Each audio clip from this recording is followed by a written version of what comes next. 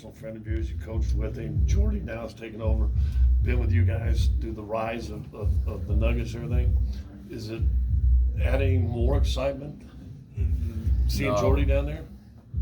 No, I'm very happy for him. Obviously, you're right. I spent 5 great years with Mike Brown in Cleveland, and I wouldn't be a head coach if it wasn't for the opportunities that Mike Brown gave me. And the one thing I always marveled at about Mike was, for a first-time head coach when I was with him in Cleveland, I had zero ego. He just wanted to win, and if you could help him win, he was going to utilize that. And he allowed me to be a coach and to grow.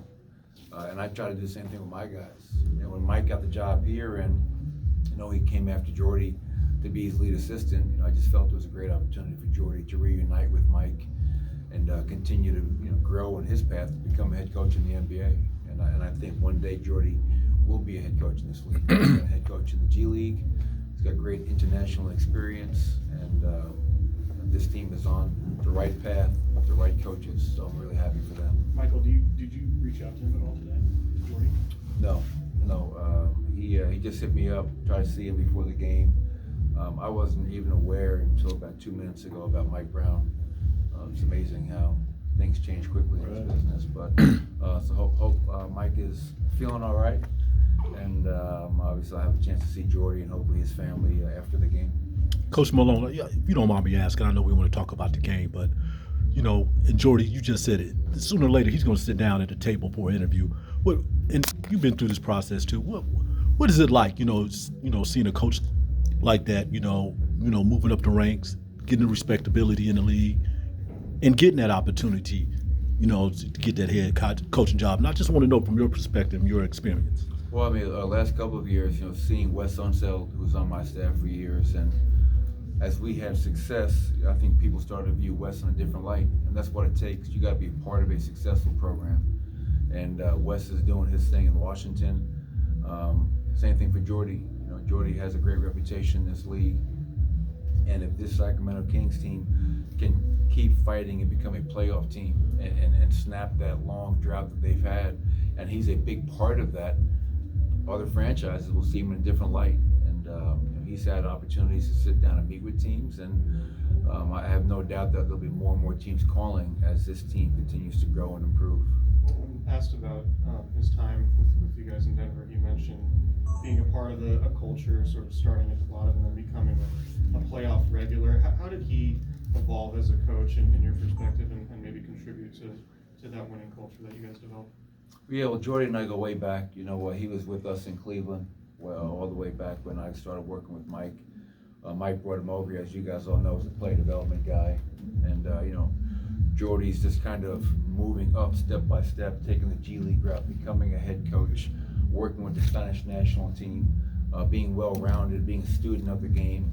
Obviously, the last couple of years, he was in charge of our defense, and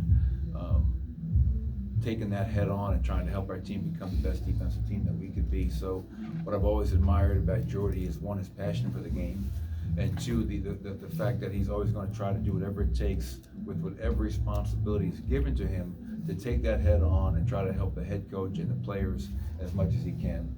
Has a great energy, and he brought that positive energy to work every day. Sabonis is out tonight for the Kings. Is there a different way you attack them at all? No, we play how we play. Obviously, Sabonis is an all-star player. He's having a great season. Impacts the game with his scoring, his rebounding, his playmaking, his physicality, getting to the free throw line, working the offensive glass. So we're not surprised he's out. They got to do a better job with their messaging here. They got to get Chris Clark back in the fold, I think, because they're saying he's questionable, but all the players after practice are saying he's out. So read between the lines, I guess. So we had a pretty good idea he would not be available. Hopefully he's healthy. I like to see players, especially good players, great guys, be healthy and play the game that they're so effective at. But we can worry about Sabonis, or like we try to do is just worry about ourselves, play our game.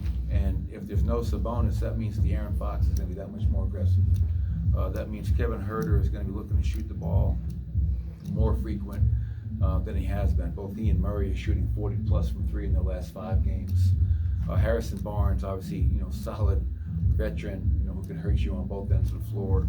And their bench is top 5 in scoring. So when you lose a player like that, obviously it's a chance for other guys to step up, and that's what I fully expect. Coach, field goal percentage excellent, 3-point percentage great, but the free throw shooting has dropped to 28th. How concerned are you with that aspect of the game? Concerned because I fired 3 free throw coaches already. So I can't just keep on firing these guys, Chris. It is concerning because we're leaving a lot of points on the foul line, especially like a close game like that Phoenix game on Christmas night. You have a few chances to put the game away or to make it a 2-possession game. And so we have to do a much better job of taking our time at the line and making free throws, especially in crunch time. But no one's trying to miss it. Just something we got to kind of focus on a little bit more. Coach, KCP in the last 4 games, 15 points, over 50% from the field. What are you seeing out of him lately? I think just a very aggressive Contavious Caldwell-Pope, who has just gotten back to his mentality of, listen, I'm a defender first and foremost, and I'm going to allow that to fuel my offense. And I think the productivity with the points and the field goal percentage is great, but to me, the defense on Chris Paul, the rebounding, the playmaking, the getting out in transition and finishing or making plays for his teammates in transition. So you are seeing, I think, just the very best of KCP across the board. And that's just been fun to watch him get back to playing at that level for us. Mike, I know how much your dad is an influence on you, but you also have Mike here that's a huge influence on your coaching. Just how cool is it for you, though, to have your own coaching tree starting with guys like Wes and Jordi that are out there and starting because you've had so much success here in Denver? Yeah, it's always great. I mean, and that's the cool thing about being part of a successful program. You all benefit. I was Mike Brown's assistant coach in Cleveland. We had a great team, and we had a pretty good player in LeBron James. And so that allowed me to be viewed in that head coaching kind of light, if you will. Wes Unseld has been in the league forever and was never viewed in that. Then all of a sudden he's in Denver. We have success. We're winning games.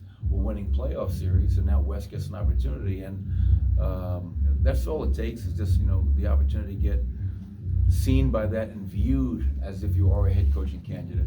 And it's amazing how quickly that can change. So, Mike Brown, Jordi, Wes. I think I got guys on my current staff. David Adelman, obviously his father, his tenure here in Sacramento. Rick Adelman, Hall of Famer. He's my lead assistant. Like David Adelman should be a head coach in this league.